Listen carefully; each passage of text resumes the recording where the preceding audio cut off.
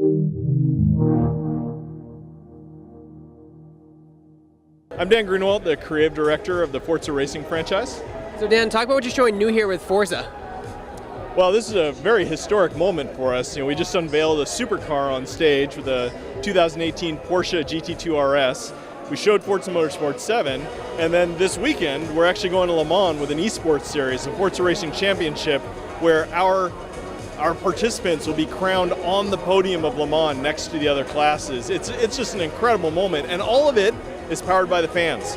This isn't from us. It's the rise of gaming as a mainstream activity for players, and the 4.8 million players playing Forza actively every month. That's what's creating these incredible moments for our fans. Talk about what you've learned from past Forza games that allows you to improve the content of future Forza games. You got to take the long view when you look at Forza, and actually it's an interesting story. Forza Motorsport 1 and 2 and 3, these were developed in a much more traditional gaming fashion. It was a 2-year cycle. We planned ourselves out. It was more waterfall related. I'm getting into a little bit of inside baseball, forgive me. But when you look at actually Forza Motorsport 7, Forza Horizon 3, Forza Motorsport 6, you can actually see interesting overlapping of dev cycles. So we start incubating 3 and 4 years before a game ships. And we actually share a code base between Forza Horizon 3 and Forza Motorsport 7. That allows us to have this massive team, both at Playground Games and Turn 10, creating innovation and calling our shot when we want to ship it. And that's what really makes the difference in creating a game, is modern game development is not start, stop, ship. It's updating over time. So we were even prototyping Forza Motorsport 7 esports features in Forza Motorsport 6. We did updates last year, those come into 7, and we can continue our esports trajectory by developing in one game and bringing it into the next. So you kind of have to take a bigger view than just ships. I'm not saying you're not, but that's the thing that I think has been surprising to people. You talk about how you work with the car manufacturers and how they get put into your game. Like, do you approach them? Do they approach you? 10 years ago, we approached them. No two ways around it. And I think most of the car manufacturers kind of saw gaming as a pastime for kids. And for us as gamers, grown-up gamers, we're kind of like, no, we'll show you. I mean, we really believed in the future of gaming and started thinking about the future of automotive being integrated with gaming. So now we challenge ourselves to think of Forza as the shaping the future of automotive entertainment. That means things like esports. It means high-end PCs. It means Xbox One X. It means low-end PCs. It means bringing a massive community together with community features. Well, through that, car manufacturers now approach us, and not just any car manufacturer. I mean, when we released with Porsche, with Ferrari, with Lamborghini, I mean, some of the Ford, and unveiling the Ford GT, some of the greatest car manufacturers with their most halo supercars they have come to us because they want to speak to a new generation. And that generation's not going to listen to traditional media. They want to interact. They want to democratize their experience. It's just a different way of thinking of advertising, I guess. So for us, we don't think of it as advertising. We're going to create a world. You want to be in our world? Have at it.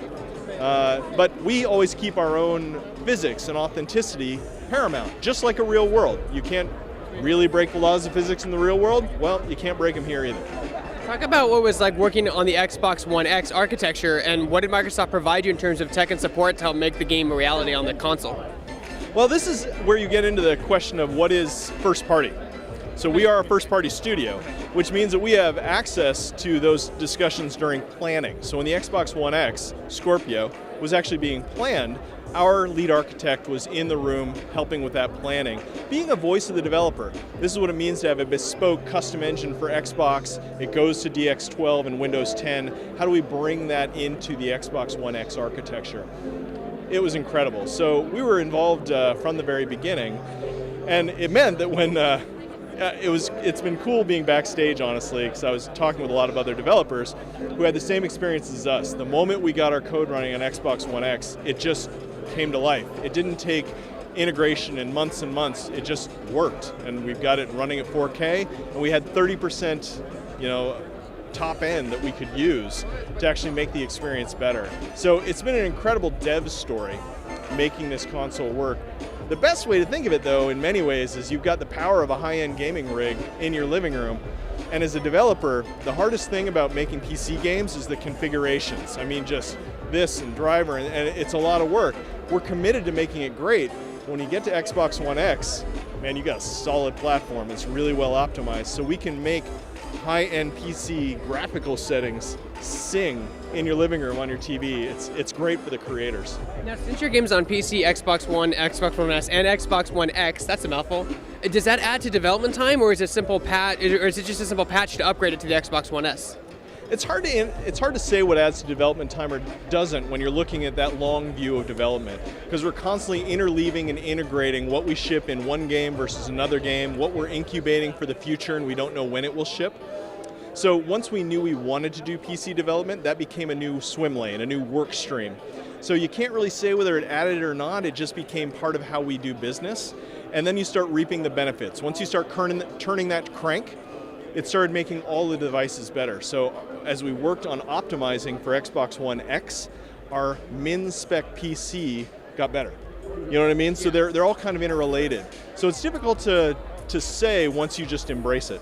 How do you guys decide what cars you put in every version of Forza?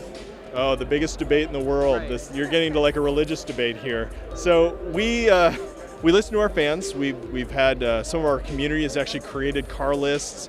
We listen to Twitter, but we also look at how people and what people drive using telemetry coming in from the game. We talk to some of our disparate communities in other areas, but we also look at what we're the idea that we're adding to the game.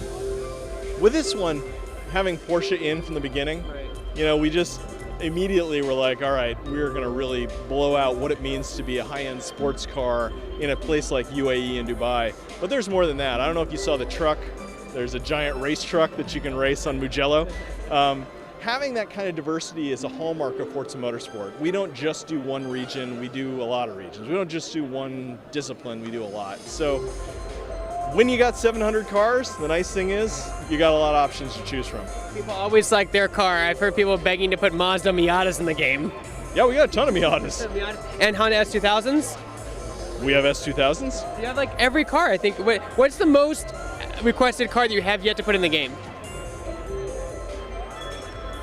The problem is when it gets into most requested, we're deep into that. You're pretty already ahead of that. Yeah, so we now look more at like fragmented communities. So rather than globally most requested, like okay in France most requested, okay in Brazil most requested. So we tend to target little regions, and when you not little but meaning different regions. When you look at Forza Horizon 3, it was set in Australia. So obviously it was like, let's target Australia and do more Utes, and we're gonna do Holdens and HBS and things like that. So yeah, we kind of like move the spotlight around. When does your game come out, and what platforms will it be on? On October 3rd, it ships on Xbox One, Xbox One S, and Windows 10 PC, which includes min-spec and really high-end rigs.